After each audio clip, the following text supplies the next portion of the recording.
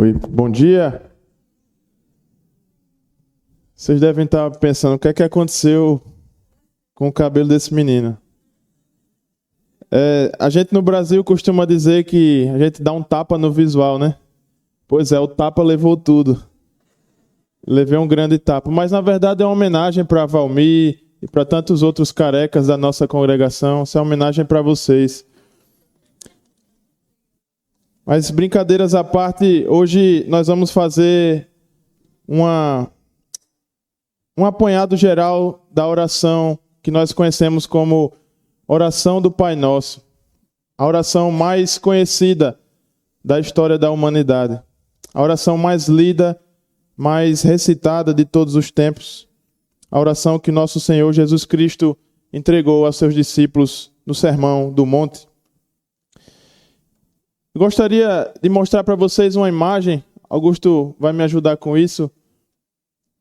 Uma imagem que chocou o mundo, não sei porquê, mas chocou o mundo do futebol esses dias.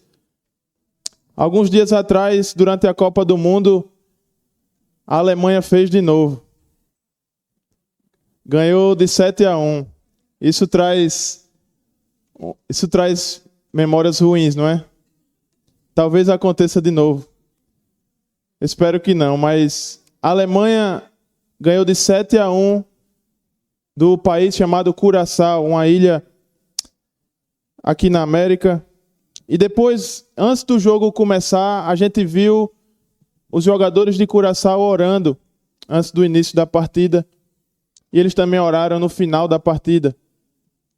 A maioria deles são cristãos, eles compartilham da fé cristã.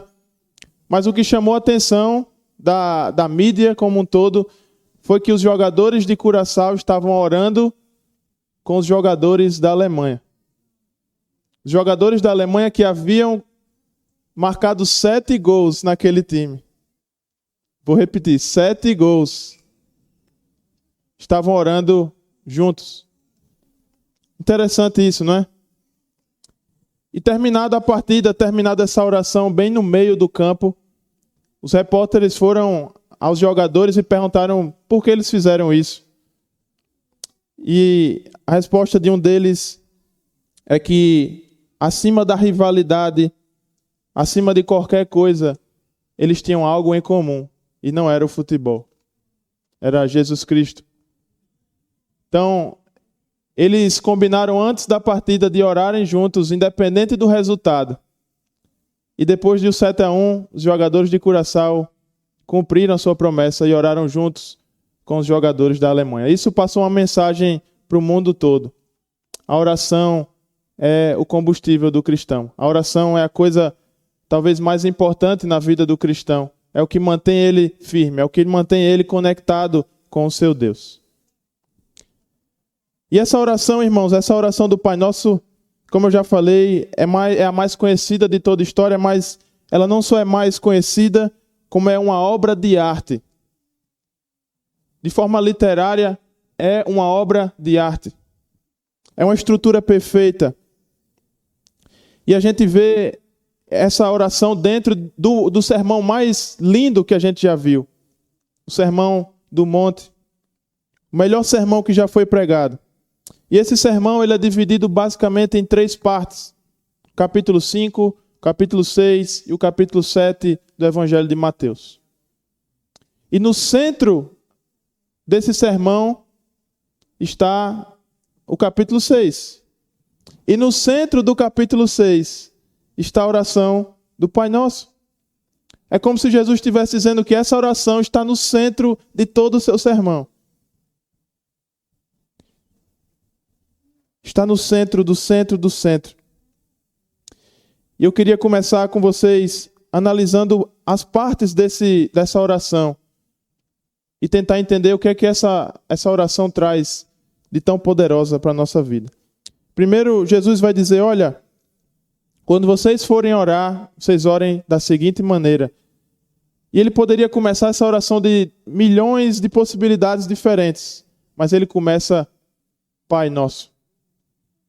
No verso 9, ele começa com essa frase que já é impactante.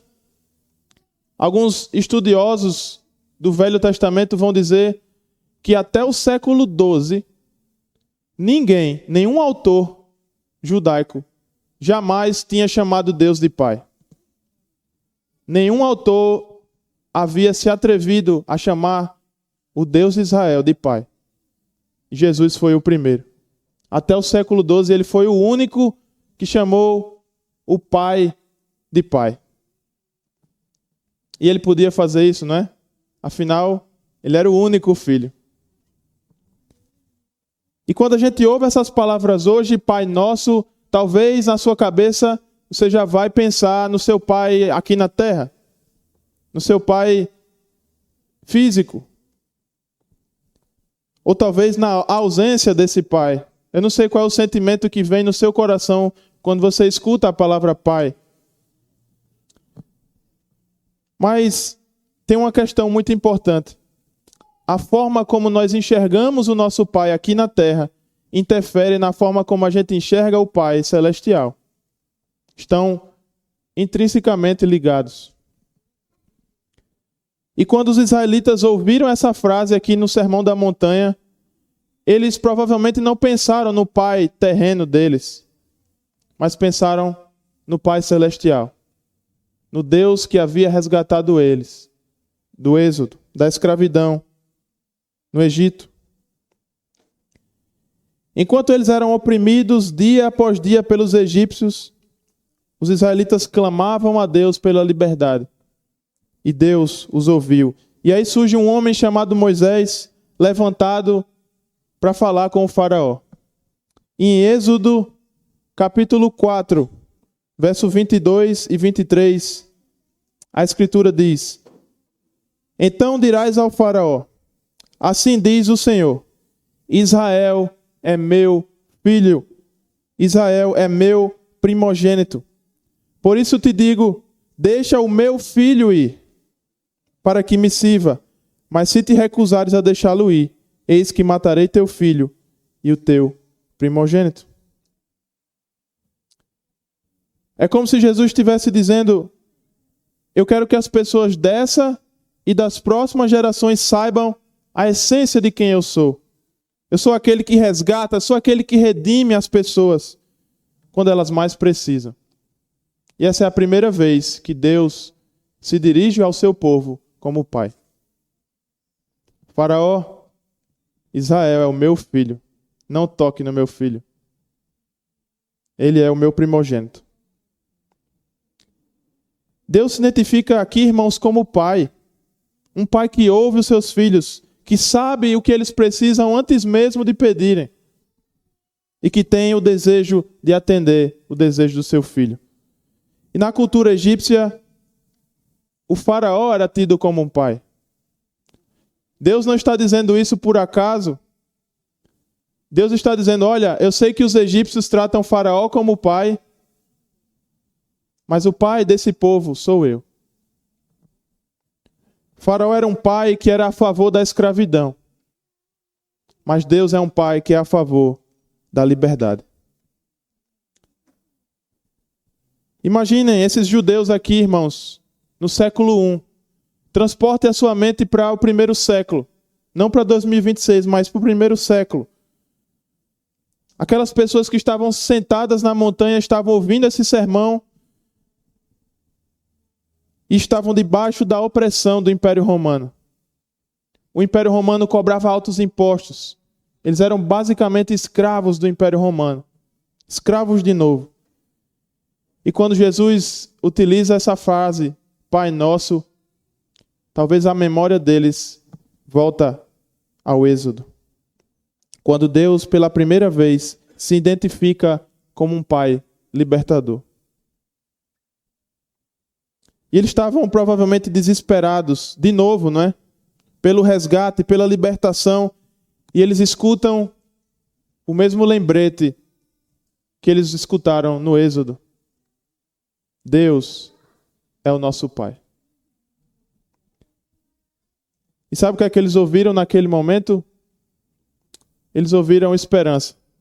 Eles ouviram salvação. Eles ouviram liberdade. A profecia que Moisés, há 1.400 anos, dita, estava se cumprindo diante dos olhos deles. O resgate que eles esperavam por gerações e por gerações estava bem diante dos seus olhos. E Jesus estava mostrando que ele era o Salvador e que ele era o Filho do Pai. E para aquelas pessoas, ouvir aquilo mudava completamente a vida delas. E eu espero que isso também mude a sua vida. É interessante que Jesus utiliza o plural. Ele não diz meu Pai que está nos céus. Ele diz Pai nosso. Jesus está compartilhando o seu Pai com todos os que estão ouvindo. Está compartilhando com você. E aí vem a segunda parte que diz, Pai nosso que estás nos céus. E quando a gente pensa que Deus está nos céus, a nossa tendência é imaginar que Ele está muito longe. Muito longe, mas muito longe. E a ciência tem tentado descobrir qual o tamanho desse céu, qual o tamanho do universo, e simplesmente não tem fim. Constrói-se telescópios, a física, a matemática cada vez avançando, mas não se consegue encontrar o fim do universo. E onde é que está Deus? Onde está esse Pai que deveria estar perto, mas parece que está tão longe porque está nos céus? Muitas culturas que adoravam outros deuses pensavam exatamente assim. Nós precisamos fazer algo para esses deuses que moram longe, para tentar agradá-los e eles terem favor conosco. Mas o Deus de Israel, o Deus dessa igreja, é diferente. Apesar de parecer estar longe, Ele está mais perto do que você imagina. Uma prova disso é que, eu queria que alguns colocassem Isaías, capítulo 57, verso 15. Em Isaías 57, 15, nós estamos no Velho Testamento. Deus vai dizer exatamente isso. Porque assim diz o alto e sublime, que habita na eternidade e cujo nome é santo. Eu habito no alto, eu habito no santo lugar, mas também habito no contrito e humilde de espírito, para vivificar o espírito dos humildes e vivificar o coração dos contritos. Ele não é só um Deus que vive longe, Ele é um Deus que vive no coração do humilde, do contrito de coração. E Ele vai além. E Ele vai além. Filipenses capítulo 2, versos 6 a 8. Esse é o meu texto favorito na Escritura. Deus se faz perto da seguinte maneira: o qual, sendo em forma de Deus, não teve por usurpação ser igual a Deus, mas esvaziou-se a si mesmo, tomando a forma de servo, fazendo-se semelhante aos homens, e achado na forma de homem, humilhou-se a si mesmo, tornando-se obediente até a morte e morte de cruz. Nosso próprio Deus se tornou humano, carne e osso. Isso é o cume da mais linda verdade que a gente está ouvindo. Deus exaltado nas alturas, exaltado nos céus, ao mesmo tempo, irmãos, deseja se relacionar conosco. Deseja se relacionar com a sua criação. Ele se encarnou, deixou os céus e veio até aqui. Intencionalmente, literalmente, Deus habitou entre nós. É como um homem saltando de paraquedas. Ele está lá no alto, mas ele sai daquele avião, pula para pousar na terra e cumprir a sua missão. Quando Jesus está dizendo, irmãos, aos seus discípulos, Pai nosso que estás nos céus, Ele está criando no coração daqueles ouvintes um sentimento de admiração, de maravilha pela presença de Deus. Vocês já devem ter ouvido Salmo 139, versos 7 ao 10, que diz: Para onde irei? Para onde irei do teu espírito? Ou para onde fugirei da tua face? Se eu subir aos céus, tu estás lá. Se eu fizer no céu a minha cama, tu lá estás. Se tomar as asas da alva e habitar nas extremidades do mar, mesmo aí a tua mão me guiará e a tua destra me susterá. Nosso Deus está acima de tudo. Nosso Deus está acima de todos. Mas ao mesmo tempo está bem aqui conosco. Bem aqui do nosso lado. Ele está contigo, meu irmão. Ele te vê. E ele deseja se relacionar com você. E Jesus segue dizendo, ainda no verso 9, santificado seja o teu nome. O que é que essa frase significa? Por que Jesus coloca essa frase aqui nessa oração? Em Êxodo capítulo 19, quando o povo finalmente chega ao Monte Sinai, no verso 5, a Escritura diz, agora, pois, se diligentemente ouvirdes a minha voz e guardardes o meu concerto, então sereis a minha propriedade peculiar dentre todos os povos.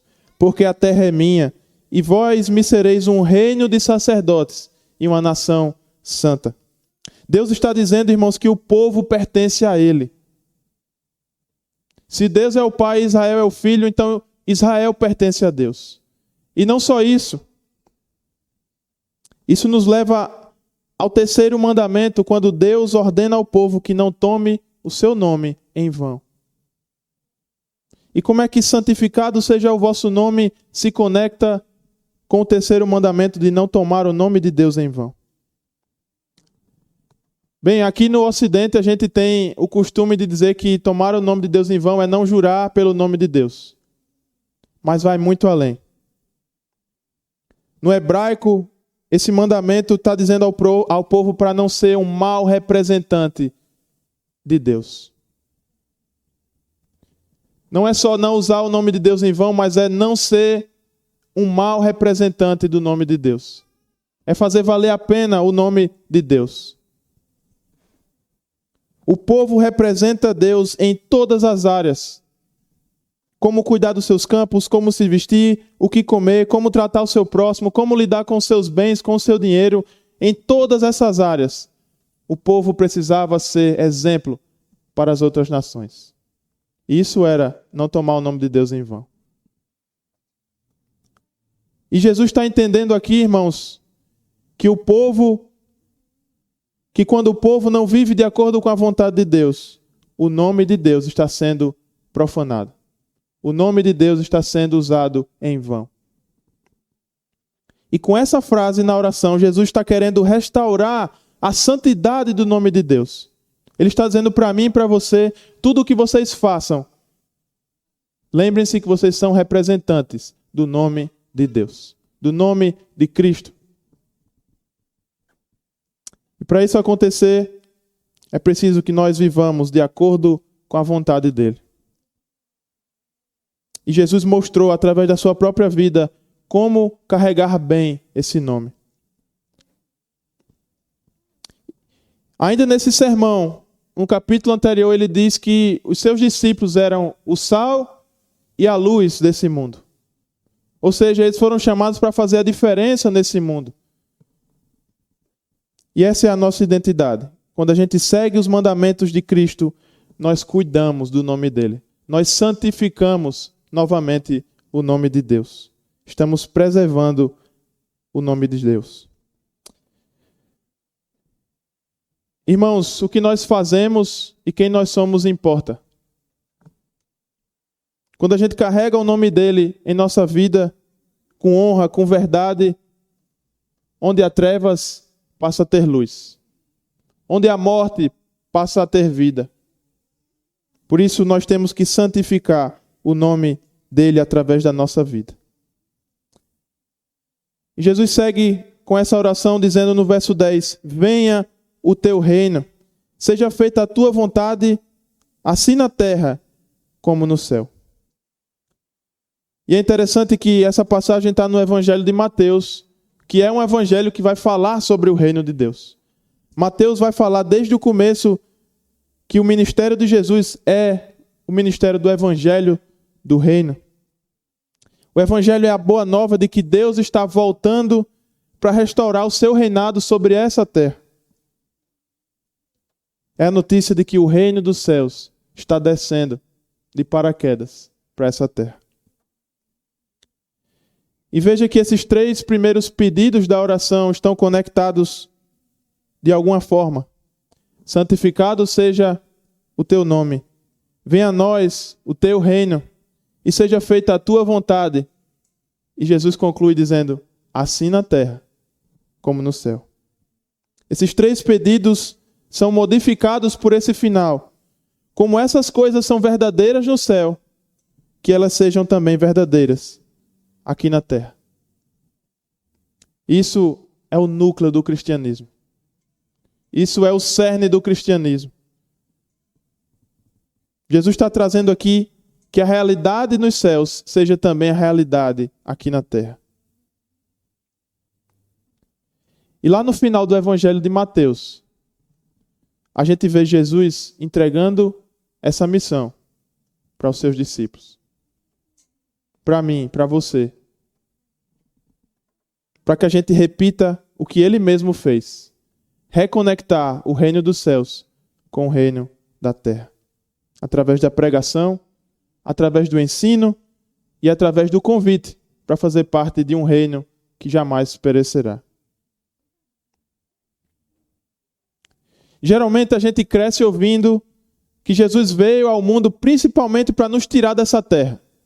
Para nos levar desse mundo ruim e levar para o céu onde tudo é bom. Isso é verdade.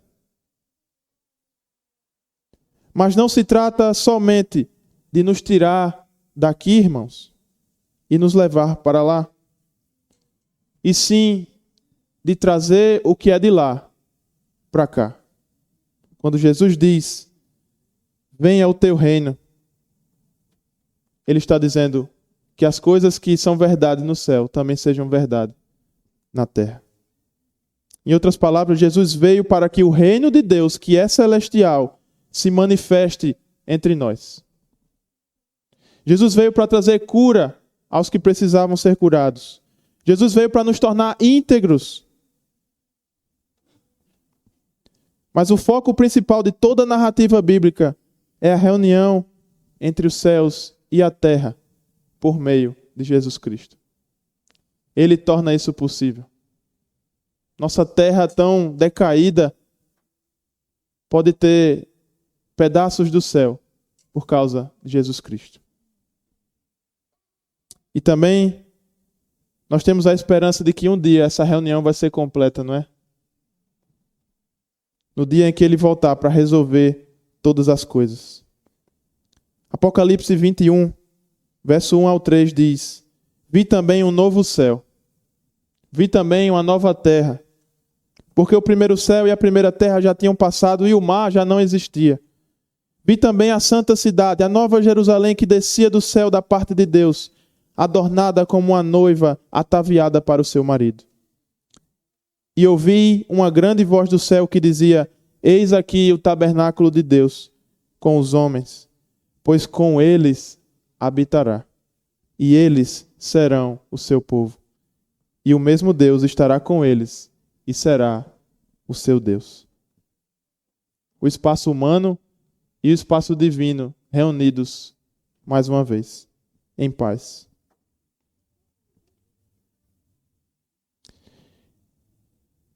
Jesus vai dizer também, no verso 11, dá-nos hoje o nosso pão de cada dia. Pão, a comida talvez mais simples da humanidade. Farinha e água, na sua forma mais simples. Jesus consegue, através desse exemplo do pão, alcançar todos que estão ouvindo ele. Dos mais ricos aos mais pobres. Todos podiam ter acesso ao pão, formado de farinha e de água.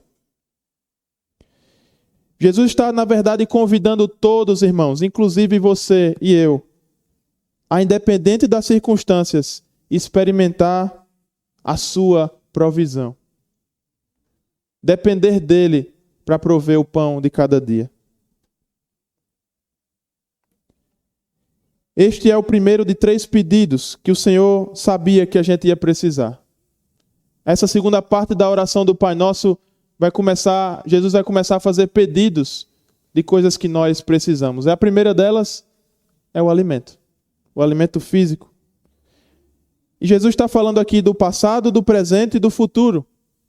Do passado porque ele está lembrando o povo do Êxodo. Quando eles estavam saindo do Egito, rumo à terra prometida, o que é que Deus proveu para o povo? O maná, o pão. E mais do que eles precisavam. Deus estava ensinando o povo a confiar nele. Deus estava ensinando o povo a depender dele todos os dias. Porque o maná vinha num dia, mas se eles guardassem para o outro, o que é que acontecia? Estragava. Então eles precisavam do maná dia a dia. E Jesus está fazendo aqueles israelitas voltarem ao passado e pensar: vocês precisam de mim todos os dias. O pão nosso é de cada dia. Jesus estava ensinando dependência dele diária e também estava ensinando o que era realmente essencial. Não só Jesus estava fazendo eles olhar para o passado, mas também para o presente. Os romanos distribuíam pão para o povo porque eles eram bonzinhos? Não. Porque em troca do pão eles queriam lealdade ao império. Era uma forma de agarrar o povo à lealdade ao Império Romano. Se eu dou o pão, o povo vai ser leal a mim. E o engraçado é que eles não produziam o pão. Eles traziam o pão do Egito. Coincidência, não é? Então eles traziam o pão do Egito e davam o pão, distribuíam o pão para o povo. E Jesus está dizendo aqui, o nosso pão diário não deve vir do Império Romano, mas do Senhor, que sempre proveu. E Jesus dirá lá na frente: eu sou o pão da vida, eu me entrego por você. Isso é algo que o Império Romano não pode fazer por você. Eles podem até te dar pão, mas morrer por você, isso eles não farão. E Jesus também está fazendo aqueles ouvintes olharem para o futuro.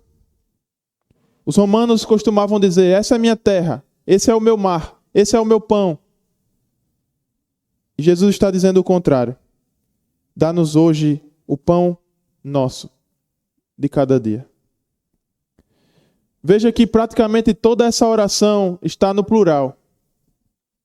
Pai nosso, venha a nós o teu reino. O pão nosso de cada dia, perdoe as nossas ofensas, não nos deixe cair em tentação. Jesus está mostrando que a vida foi feita para ser vivida em comunidade. Não veja apenas a sua necessidade, veja a necessidade do outro. Irmãos, se todos os que ouviam Jesus fossem generosos, não ia faltar pão para ninguém. Isso também se aplica a nós. Se nós formos generosos em nossas ofertas, ninguém aqui vai passar fome. Essa é a forma que Deus está mostrando que provê para os seus filhos, através da generosidade. Se nós formos generosos no compartilhar, o pão de cada dia nunca faltará. É como se Jesus estivesse dizendo: venham até mim, porque eu sou o único capaz de suprir as suas necessidades. Como é que Jesus tem sido a sua fonte? Como é que você tem dependido de Jesus? Como é que você tem colocado nele as suas necessidades? Você acha que ele é capaz de prover tudo o que você precisa? O que é verdadeiramente essencial para você? E já concluindo, ele diz: perdoa as nossas ofensas ou as nossas dívidas, assim como perdoamos aos nossos devedores. Transgressões, ofensas, erros, mágoas, pecados, essas palavras podem entrar aqui nesse contexto. Mas o ponto aqui não é esse, o ponto é o perdão. Jesus estava num contexto onde as pessoas tinham na cabeça que era olho por olho e dente por dente. E Jesus vem dizendo, olha, vocês precisam perdoar. E eles não entendiam muito bem o perdão, porque na cabeça deles, olho por olho, dente por dente. Um exemplo disso é Pedro. Pedro, achando na sua mais alta sabedoria que estava entendido sobre o perdão, disse, Senhor, quantas vezes devo perdoar o meu inimigo? Até 7 vezes? Ele até coloca um número mais alto, né? Para Pedro tinha um limite o perdão. Tem que ter um número, tem que ter um teto. E ele dá o número 7 achando que era o número perfeito, que era a resposta certa. E Jesus responde dizendo, olha, não tem limite para o perdão. A gente sempre está trabalhando no perdão, não é? Na nossa vida inteira, a gente sempre está trabalhando em algo que precisa ser perdoado. E pela perspectiva de Jesus, perdoar é quitar uma dívida que alguém contraiu. Já pensou alguém fazer uma dívida e você ir lá e pagar a dívida da pessoa? Talvez o nosso primeiro senso é dizer, não, a pessoa que fez a dívida, ela que pague, não é? Mas o perdão é exatamente isso. Nós fizemos uma dívida que nós nunca poderíamos pagar. E Jesus entrou na frente e disse, eu pago por você. A gente recebe esse perdão de braços abertos, né? Com um sorriso no rosto. Obrigado, Senhor, por ter me perdoado. Mas quando passa para o perdão no próximo, a gente segura, não é? Muitas vezes a gente não quer perdoar o outro. A gente tem dificuldade de perdoar o outro. Quando somos perdoados, irmãos, nós sentimos alegria, nós sentimos liberdade por ter sido perdoados. Mas quando nós perdoamos, nós estamos imitando a Deus. O perdão não só beneficia quem te machucou, também beneficia você. Você se torna aberto a experimentar o amor de Jesus por você.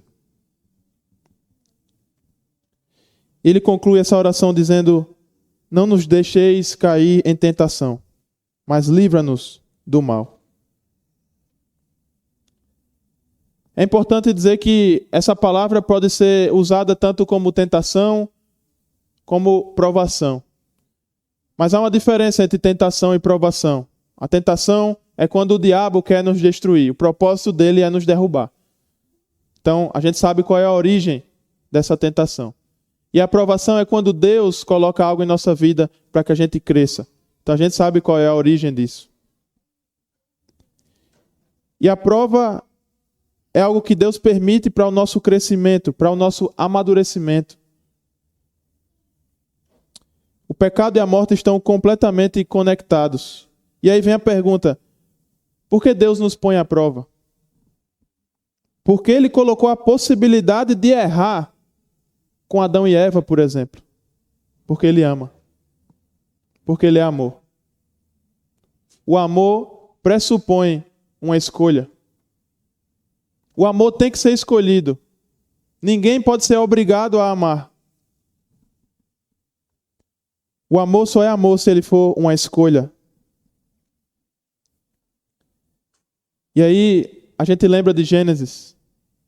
Através de uma árvore, o pecado entrou no mundo. Mas a gente também lembra da cruz. Através de uma árvore cortada, a salvação veio ao mundo. Naquele dia, irmãos, há mais de 2000 anos, num domingo como este, o pecado, a morte, a dor, o sofrimento, o mal e o maligno foram derrotados na maior prova de amor de todos os tempos. Por causa do sacrifício de Jesus, essas coisas têm o tempo contado. Essas coisas nunca terão a palavra final na sua e na minha vida. Porque o túmulo está vazio. E ele está à direita de Deus. E o seu Espírito habita em mim, habita em você, habita em nós. O Pai Nosso é um resumo sobre Jesus. O Pai Nosso fala sobre Jesus, é sobre Jesus. E quando os cristãos oram e vivem dessa maneira, diariamente a gente se torna participantes do seu reino aqui na terra. E é certo que a gente vai enfrentar a oposição, mas Ele reina sobre tudo e sobre todos. Ele não está apenas dizendo quais as palavras a gente deve dizer a Deus na nossa oração. Ele está redirecionando os nossos corações em direção a Deus. Que os nossos corações e as nossas mentes estejam em direção a Ele. Como sempre estiveram. Desde o Gênesis, desde a vida e da promessa de Abraão, desde a libertação do Egito pelo profeta Moisés e até sendo cumprida através de Jesus Cristo. E ao concluir essa oração, Jesus deixa um convite para a gente. Que sejamos pessoas que oram e pessoas que vivem o que oram. Oremos. Nosso Deus, que também é Pai, obrigado por o Senhor se relacionar conosco. Temos a plena convicção de que Tu estás nos céus, mas Tu também se fazes presente nessa terra. O Senhor se faz presente em nós pelo Teu Filho há mais de 2000 anos e também pelo Teu Espírito Santo que desde então habita em nós. O Teu nome é santo. E nos ajuda a continuar santificando esse Teu nome diariamente, com as nossas ações, com as nossas palavras. Que o Teu nome seja santificado através de nós. Que o Teu reino se torne real, Pai, aqui na terra, como também é real nos céus. Pai, não nos deixa nos preocupar com o pão de amanhã, mas que a gente dependa da Tua providência no dia de hoje. Senhor, nos ensina a perdoar. Nos ensina a como recebemos esse perdão tão grandioso do Senhor, que nós também estejamos com os corações dispostos a perdoar o nosso próximo. Senhor, quando estivermos perto da tentação, nos ajude a nem chegar perto dela. Nos ajude a identificar coisas que desagradam ao Senhor, coisas que nos fazem cair, para que a gente fique cada vez longe delas. Nos livra, Pai, do maligno. Nos livra do mal, para que a gente não venha se afastar do Senhor. Reconhecemos que o reino pertence a Ti, que o poder pertence a Ti e que a glória também pertence a Ti, para todo sempre. Amém.